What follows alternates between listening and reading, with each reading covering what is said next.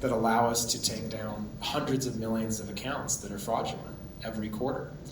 I think it's also incumbent upon us, and this is where the dialogue and the collaboration with government really comes into play. Look, the reality is that there are dozens and dozens of scam centers sitting in Malaysia's neighboring countries. Everyone knows where these scam centers are. And every day of the year, they are trying to scam people in Malaysia and around Southeast Asia and indeed the world. And we have got to find a way to shut down those scam centers. What's our role in that? A couple things. Number one is we share intelligence. We have a very, very robust intelligence sharing mechanism with law enforcement when it comes to these types of transnational criminals, right? You saw recently, it was a great move by the US Treasury Department to throw sanctions on a number of the different scam syndicates that are operating in Cambodia and Myanmar. That was a great step in that direction.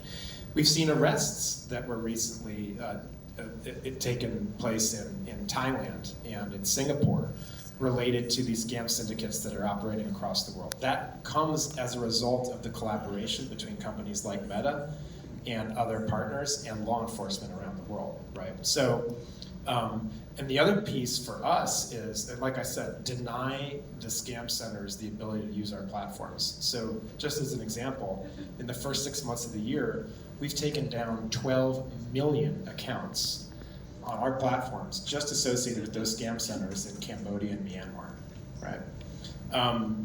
And look, I think the last part then is just further collaboration in public safety, right? So we are now in a global signals exchange that we've stood up with the US government and other governments in the region, Microsoft, Google, law enforcement, where we're sharing signals across the financial sector, the telco sector, the digital platforms, and law enforcement and governments, so that if we find that scammers are using our platforms, we provide those signals to the other platforms and the banks so that they can tie those together and make sure that they are not setting up fraudulent accounts.